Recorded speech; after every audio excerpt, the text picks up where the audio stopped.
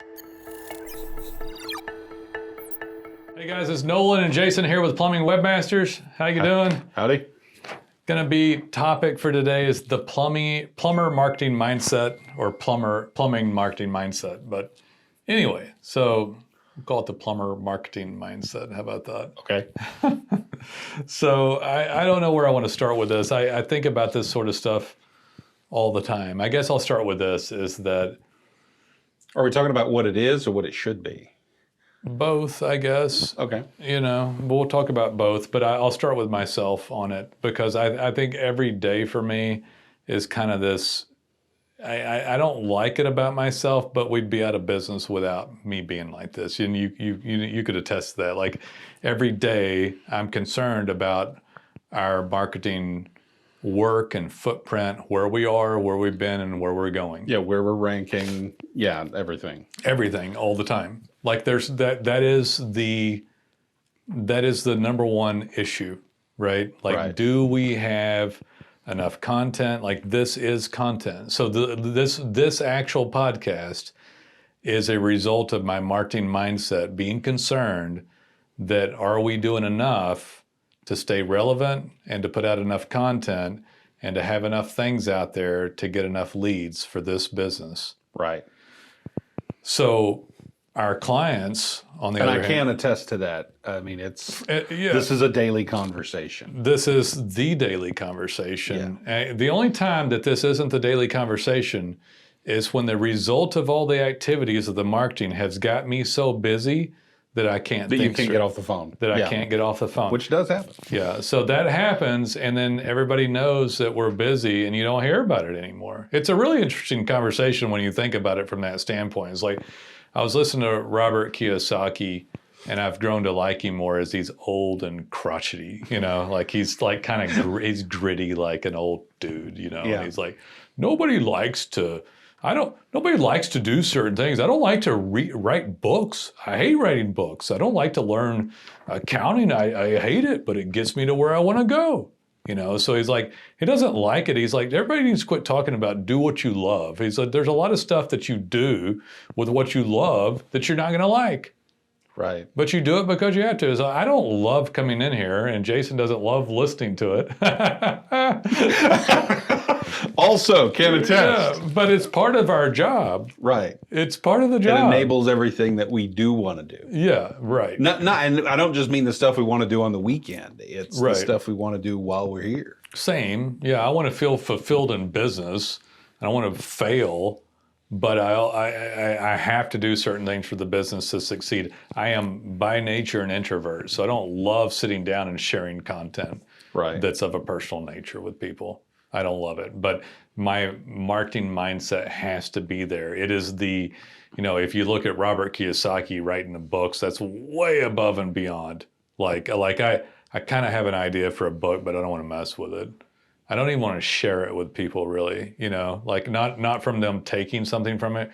I just don't want to share with them that much, Right. even if it helped me. You know, so that's like, but that's the mindset of most of our clients. Like Nolen, I don't want to like give them personal photos of me fishing with my kids or my family's glamour shot photos or pictures of my crew. I just don't want to do that crap, you know? It's like, well, you don't have to, but your website may not convert quite as well. Yeah, but you'll be a lot more successful if you do. Yeah. So there's things that not all of us want to do. I don't mind marketing as much as most people, but there's a lot of stuff in the new age of marketing that we're involved in directly that had changed. I mean, even when we started, because this business started 11 years ago, and social media wasn't really going, and websites, not that much. I mean, it was going, but it wasn't a business application yet. Right. It was just. It was not a business tool. Yeah. Yet. I mean, they weren't even really making money with it yet. We started before Facebook's IPO. So we started literally before their IPO. Well, I remember when you got on Facebook, when there was no way to. I remember when it was a big deal that Facebook was finally letting you make a business page. Okay, yeah. Which is how they monetized it to have the IPO in the first place. Mm-hmm. Yeah, which their stock crashed 30% the day of the IPO. Do you remember that? Yeah, everybody was like, "Oh my god!" I think you could buy it for $30 or something, or $25. Missed that boat. Yeah, right. But anyway, so the point is, things have changed even since we started the marketing company, Right. and stuff like, I mean, and right now podcasts have been popular for a while, but they're red hot right now, and it's a great extra source of content. It's probably not something that a plumber has to worry about for a podcast because it's a local service business. But the plumber's marketing mindset every day should be, what have I done everything today to be busy? Like, their marketing mindset should not be to villainize the people that they pay. Right. Like a professional service like us, if they're not busy one day, should not be villainized. It should be, I'm not busy today. Have I done everything that I can do for marketing? Yeah. I get two kind of calls from clients that aren't busy. One of them is, what are you guys doing? Right. And the other one, and the guy that's most likely to be successful, is the guy that says, hey, things have been a little slow. What else can I do? What else can I do? How can I fit in and interject myself to Or help? maybe what else can we do? Sometimes Right. they're reaching out like a partner, and they want to know if they can complement what we're doing here in the office. Right. But that guy is going to be the one, and we see it over and over. That's the guy that's going to be successful. Right. Yeah. I mean, if I pay a lot of taxes one year, I don't fire the CPA necessarily. I might. necessarily. Well, you might. Well, you've told me the story, You so might. I know that one time you did. But if you had a bad experience with one professional, you don't fire all professionals that help run the business. Yeah. If people have a bad experience with their CPA, they don't ever after distrust all CPAs. They just think that one was a bad one. You get what I'm getting at. Yeah. So the client, a lot of plumbers will villainize marketing when they get slow, when they really didn't tend to their marketing themselves ever. Right. So you can't just throw money at a situation, never learn. To give the plumber, the owner, a little credibility, it's okay. It's okay not to know everything. It's not okay to do nothing or to villainize that which you don't know. So basically the moral is, you just keep learning and do the best that you can. If somebody's listening to this podcast, because this is actually more interesting than I thought it was going to be, actually, when I started talking about it, because it's like, this is an interesting conversation. Because this one's probably going to suck, but let's do it anyway. No, he did not say that. This engulfs my daily life, basically, the marketing concern. Yeah. Because not only are we in the business, but I actually have to worry about it for our own company. Yeah, it's not just what we're doing for other people, but we also have to do it for ourselves. I'll say that I want to say this about it too. I forgot who I was listening to on this. They're talking about someone's position, like whether it's a billionaire or somebody working at the grocery store or whatever. No one ever has enough, and I can tell you for the most part, if the plumber is a business person, they will never have enough. Right. Ever. If the plumber is a technician that's out there with some trucks and they can't hire people, they may think that they have enough right then. But for the most part, most business people will never have enough leads, ever. Yeah. So there's never enough. And because I want to explain, I was thinking people could be asking, Nolen, you're in the business, you don't have enough leads? No. I never have enough leads. Like I have only a few times had enough leads, and I have to almost be concerned with a heart attack or something, to have too many leads. I have literally seen you get I have seen you on a sales roll where you've gotten just a ridiculous number of sales in a week. Yeah. And then if the following week it's any less, you're just beside yourself. You're down in the dumps the week after. You've seen me walk out of here after making 10 sales in 1 week and unable to speak because I was so exhausted. Yeah. And then that elation from leads and sales lasts. It depends. There's a building effect for me for how long it lasts, and the plumber would be the same way. So if the plumber installed one water heater in the week, they might not have made their bills. Right. But if they did one water heater and other stuff, and 1 week they did 20 water heaters, they'd be like unbelievable, like beside themselves for how much money they made. Yeah, they'd be exhausted on the weekend, but they'd be But really they would happy be like, about "Oh it. my God, this is crazy! I didn't know we could do 20 water heaters with everything else. This is insane. I'm going to go buy a boat." You know, The boat, the the boat. holy grail. So, but yeah, I'll sell. If I sold one in the week, it's not enough. Two, maybe I held the line. Three, okay. It's getting better. By the time I get to four, I feel like I'm okay for that week. I did good 4 or 5. Yeah. And if I sold 7 or 8, I probably don't care for several days. Yeah. If you sell 5, you're just like, okay, this was a good week. Yeah. But if you sell 7, you have to go for 10. That's true. That's true. I'm on a roll. That's true. And then you'll come in on Thursday, Friday, and like bang the phone all day long. Yeah. I've seen you do it. I will, yeah. And if you get like 9 or 8, you're like, oh. It's maddening. It's only happened a few times. I have to go for it. I've only sold 10 in 1 week once. But, you know, the point of this is too, though, is that all these guys are like this. Yeah. And all the contractors that we work with want this. But if they don't think about marketing all day long every day, they can only not think about marketing when they got so busy that they couldn't think straight because they did so well at it. And even then, if it went too long that they were busy, they need to tend to their marketing area, because what's going to happen is they'll wake up one day and won't be busy because they didn't tend to their marketing. We had a plumber once, no names, of course. Yeah. He called us and canceled service because he said, oh, I got a commercial gig building, like it was like a big office complex, and I'm literally going to be working on this for a year and a half. So I don't need any marketing. He called us 6 months later. All the money had dried up. The whole development had crashed. It was like a big office park was sitting with foundations poured, nothing else going to be done. And he was like, well, I got to start back up. And I had to tell him, I said, you're going to be a little behind because you had to take, you didn't even have a website up. You took everything down. And so Google thinks you don't exist anymore. So you're almost starting from scratch. And I told you that when you called in the first time, that you should keep things going. I'm assuming he didn't last. I'm assuming he didn't make it. He didn't. So here's the problem with this. And it's sad. I hate it when it happens. There's multiple issues with this story and this guy.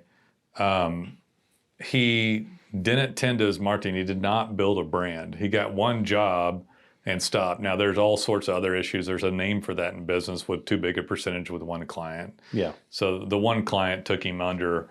That's why a lot of guys don't do commercial, by the way. They do residential one at a time, because you don't want one client, owning your home service, home warranty service companies and stuff like that. They just tool you around, can do too much, or one dominant client, especially the commercial guys. Commercial guys, by the way, have gotten downright nasty. I talked to a guy that worked for a major grocery store chain, and they tied service work to profits and bonuses to the managers. And when they did that, the work became non-profitable and horrific to work with this grocery store chain. They're working over there. It's just the guys, and we pick because the managers are trying to get their bonus, so they're trying to squeeze out. Correct. Yeah. So all kinds of weird stuff happens with the commercial work, but mainly from a marketing perspective. This is a whole different category topic, but you have to think about your brand and how you're going to get dominant digitally. Because the digital marketing is what we sell, but let's face it, that's all there is, guys. So there isn't anything else. Now with a plumber, they're going to get residual. They're going to get some residual, some referral, and stuff they'll get like that. repeat business and referrals, but they will eventually lose those people over the course of time. I've talked to tons of plumbers that are older, their clients are older, literally dying and off, and then they don't have the same client base, and and they're like, what happened? What happened was everything went digital, and you didn't replace your client base or continue to have a pipeline of new sales, and now you can't turn your company over to your kids because it's not there anymore. This guy just took it to the extreme and just canceled his marketing. So when you cancel stuff like that, there's no digital footprint, no nothing at all, nothing set up on your Google business profile, no reviews, no organic, no website. And when you step back on the scene, you're brand new, and it's frankly, on some levels, compared to what it could have been, horrific. Yeah.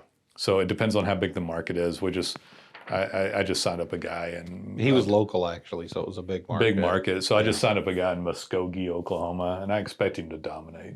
Yeah. Pretty short order, but if you're in Dallas, Texas, you're screwed. It's a long road. It's a longer. Doesn't mean you can't be a plumber and get going, but this dude could have already been up and rolling. Yeah, he could have had digital marketing just kind of in the background, creating his brand for that 6-month period, and that big job falls With through. this huge money. And yeah, it was like $1 million job or something. So yeah, he's disappointed at that point, but he would then have a business to fall back on. Right. You know, he should have worked harder and kept his retail residential on the side. Yeah, you know, we often talk about treating marketing like a professional service, like your lawyer, your CPA, or whatever. Right. I wish people would treat us like a doctor, because your doctor can't fix you if you don't take care of your body. Right. We'd be a functional medicine doctor. Yeah. If you do nothing on your body, if you're a total couch potato and do nothing and eat all the wrong things and go to your doctor, he's going to be like, well, you have to do different. You have to change your approach to life. And I wish people would look at us like that to understand that there has to be something from there. I have an analogy for that one. So you just explained a very rare and good doctor. Most doctors want to prescribe some drugs or something like that. Yeah. So most plumbers want the doctor to prescribe the drugs. I'm paying you, doc. Just throw something at this and make it go away. Just get leads. Just give me leads. Just get leads, make it go away. Do your damn SEO. But that's not the way it really works entirely anymore. The client has to participate on their end to get reviews and pins and other things. And so they need we're like a great functional medicine doctor where we do our part. We analyze things better from a holistic standpoint. And then the client, it gets involved in their own health for marketing. Right. That's the only way to achieve optimum success. Yeah. We do everything we can do, and then we give you tools and very good advice on what you can do. Right. And without all of that working that way, it just doesn't work well. Right. Yeah. So that's a great analogy. I like it. But we're high end, sincere, and educated with a holistic, functional approach, as opposed to some. That's our new mission statement. Yeah. As opposed to some POS that just wants to drug you up and forget about you with whatever is going that day, which is the majority of SEO, I might add. Unfortunately. The drug is the slap-on software or the citations or the crap that they put onto your website. They are the doling out drugs without knowing what the hell they're doing now. The one I talked to the other day, that he had another company calling him saying, he's telling me I'm not on the map. And he happened to be local. Yeah. So I put in plumber near me, and he was the first map entry. And I was like, you're right there, dude. This person. Tell everybody that. Yeah, this person is blowing smoke up your butt. Yeah.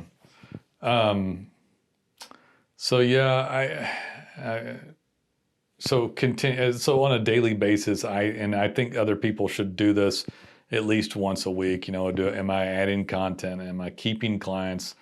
Am I providing the best services so I can keep the clients? It goes a little beyond it, but all this stuff has to be thought of and done regularly, or you'll just simply have a worse business. Yeah, and it's always ongoing. It's not something you can set aside. We have a client recently that we noticed was originally doing a lot of data pins, and we noticed he'd stopped about 3-4 months ago. One of my favorite clients. Yeah, one of our really great clients. And I emailed him and said, hey, man, I noticed this was going on. And he called me. And he was like, yeah, I got some new guys, and I kind of let it slide. And it's like, if you hit a point where you're like, okay, that's taken care of, and never check it again, it will erode. It erodes. And so I like any client that is nice enough and pays the bill. Yeah. End of story. However, I like this client a little better than most because he's participatory, whatever you say. He participates. Yes. And his participatory. Participatory. There you go. That is a hard word to say. Anyway, he's nice to us. Yeah. He's a good business He calls guy. on a regular. He is the one that calls on a regular basis. What can I do? What can I do? This was the last time I talked to him was almost 6 months ago, which is a weird long stretch for him. And when I picked up the phone, I saw his number come up, and I said, "Oh, cool." I'm sorry, I almost said his name. It's Bob. And I picked up the phone, and he said, "Hey, man, I haven't bothered you in 6 months." I said, "Yeah, and you haven't been doing your pins." And then we went into it, and then we talked about got to get doing it again. Da da da. He gives me a couple of reasons why it hadn't happened, but he's going to get back on it. And then he says, "Okay, so what else can we be doing at this point?" And we go through performance and everything. So I guarantee you, he got busy. Yeah, and I know that everything I talk to him about, he will take to heart and implement, because he always does. Well, he does pins better than any single client, and he listened and actually did it. But he's got busy and stopped because he was busy. Then he disassociated the marketing with his busyness. Yeah. And then if we hadn't called him, which we don't always call everybody, by the way, just to be clear, because we can't sit there and coddle people and constantly remind them to do the very most basic things they should be doing. Yeah. Like get a stinking review. Everybody knows that. Yeah. But if you don't use the pins, we made $1 million software. If you don't use it, it's your choice at some point. But if you don't use it, it won't be as successful. And if you fall off and no signals to Google, things eventually fall back. And there's a disassociation typically with the client or the plumber and the fact that it's all tied to the marketing. Right. They just don't see it directly enough. We talked about this the other day. Like if they're using field office software, they're like, "Oh my God, it doesn't work. We have to write up a ticket." But if they go and get a review or do a pin or have great marketing services like Plumbing Webmasters, they don't associate that directly with the result of the phone call that let them go out there to write up the invoice on the field office software. Right. So the marketing version of everything gets dismissed when it should be the most primary thing that they're concerned about.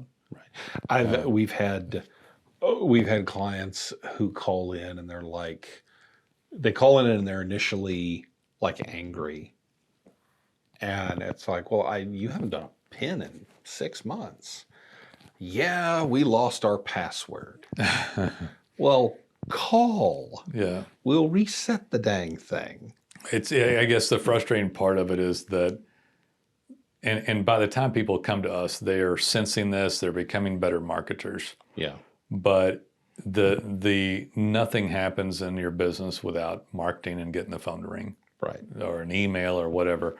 Nothing happens at all. There will be no business. There'll be no good times without marketing working. And someone will pay for a little tool so they don't have to do an old school invoice and pay thousands of dollars for tons of seats. But the marketing that helped them reach out there, they think of it in a secondary manner and really don't do a good enough job to say, "This is my responsibility." If somebody would just take responsibility for their marketing, like this is my responsibility, and am I doing all that I can? It's like, well, I've got these great guys over here. I may want to do this, or you can do other stuff besides us. We're never to be let go because we are the backbone of the most important stuff. But somebody's got to be able to interpret that, or they're screwed. Yeah. That same client, you know what he said to me yesterday on the phone?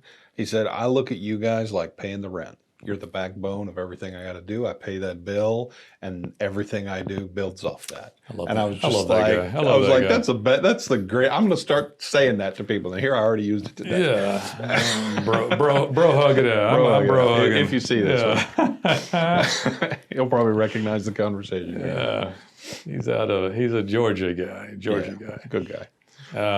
Military man, or ex-military man, but he's proud of it. He shows pride up for it. So anyway, I like him. This is the thing that backs it all up. Everything else that you do is a privilege. So whether you get to go fishing with a kid, buy a boat, lake house, go on a vacation, all that's a privilege. Even writing up an invoice, processing clients, turning a wrench is the privilege. The marketing is mandatory, and service and everything else is something that can be figured out after the marketing. Expertise, service, infrastructure, the ability to cash flow, nice net cash flow. Those are all secondary items and privileged items past the world of marketing. Right. I have a former colleague that used to say, "You are not Kevin Costner. If you build it, they will not come. Yeah. You have to market it." Yeah. That's the thing about that movie that bugs the crap out of me, is the assumption that people will show up to look at your baseball field even though nobody knows it's there. I talked to I was talking, this is an interesting conversation since we're saying weird stuff. That one's okay. I don't love it, but he was a plumber taking over, probably going to become a client, but taking over his dad's plumbing business. Okay. And he was upset. They were stuck in some weird lead deal, and I don't know that they have access to their URL and all that. But anyway, I've been talking to him. His dad did the best job he could for it, but he's about to take over his dad's plumbing business, and he asked me about programming. He's learning JavaScript. Okay. And I was like, wow, that's interesting. I was like, yeah. He said, what's the next step? And I was like, oh, you're an interesting guy. I'll talk to you. I always talk to this guy a little bit too long when I talk to him, but he's learning JavaScript, and he's asking about it. And I said, well, it's interesting. A guy that used to work here does ours, and he's like, how did he learn? I said, well, he was on the side of a mountain in Michigan and started learning on his own. He learned how to program, and I told him a little bit about the story about Robert,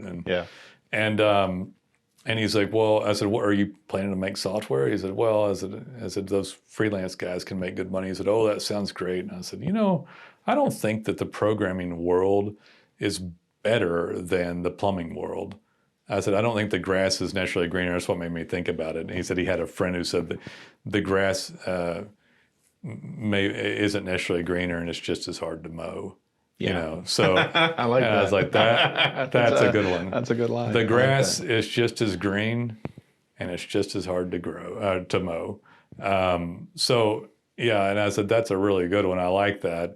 But you're probably not going to go run down programming and dump plumbing. And I said, plumbing probably, arguably, is, and we compared it to roofing too. I said, you can make millions as a roofer if something hits, or you're one of the guys that just knows how to run a system with dozens of people. But the plumber, he's busy all year long.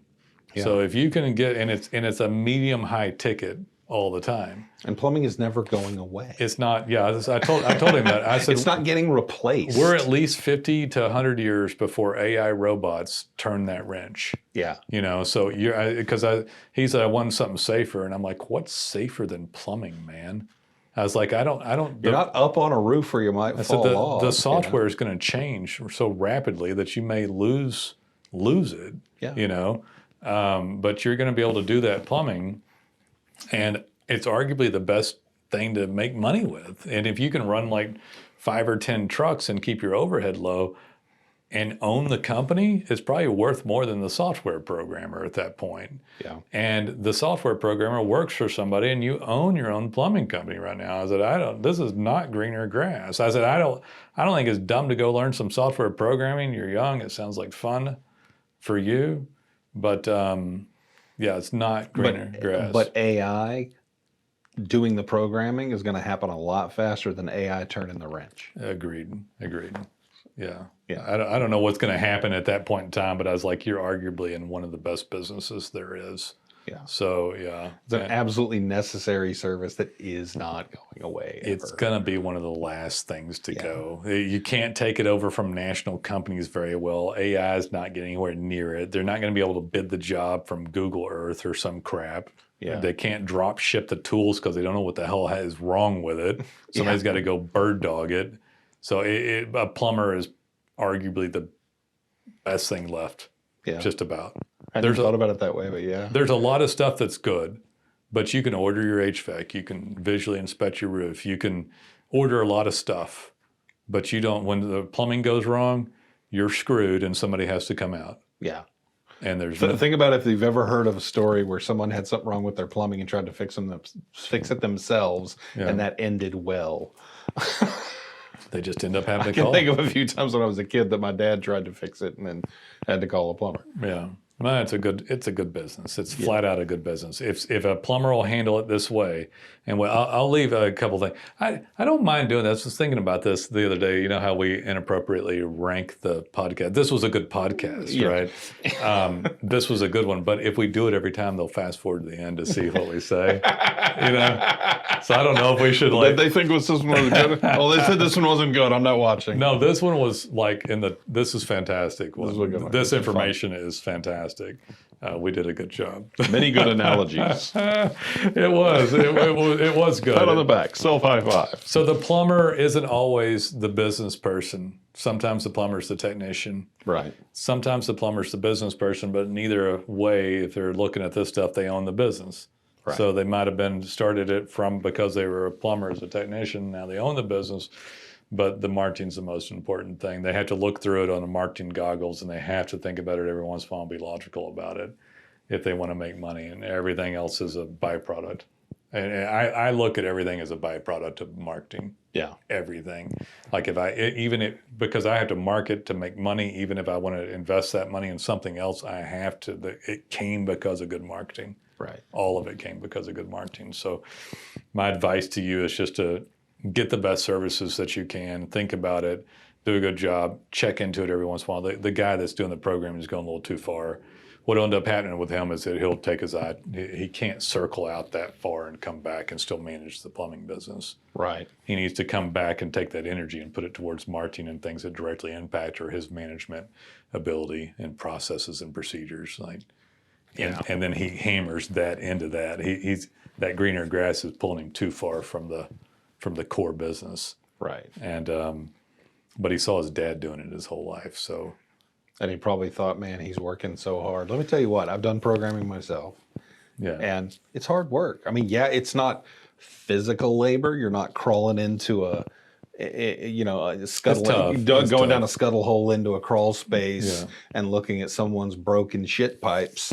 Yeah. But I mean, it sounds horrible when you talk about it in those terms, but programming's hard work and it can be ridiculously frustrating. If you want to talk about that, get Robert in here sometime to talk about it. Do you know that I've written, I think I told you this, but I actually did write JavaScript and implement it into a website to duplicate headers and stuff like that and change out phone numbers. And it was interesting. I wasn't good at it, but I made it work. I mean, I figured it out. One little bracket, one little thing, the whole thing's shot. One punctuation little squiggly off, bracket, nothing and the whole works. Thing blows up. Yeah. But I have done it before, but that's the most I've ever done. It's a little JavaScript. All right. Well, I think that concludes. It's just work on it. Think about it. You don't have to be perfect, but you cannot take your eye off of it. And it's not something you can entirely hand over to somebody else, even someone like us. We will do our absolute We do our part. You've got to do your part. Right. And then there might be some other people that you involve that don't include us for leads or other things or other types of marketing. Like we're not going to do direct mail distribution to your current client base or we probably won't run your email distribution or drip to your existing client base. Right. Stuff like that. But there's a ton of stuff we do. But yeah, this was a really good one. So hope you enjoyed it. Take it easy. We'll see you.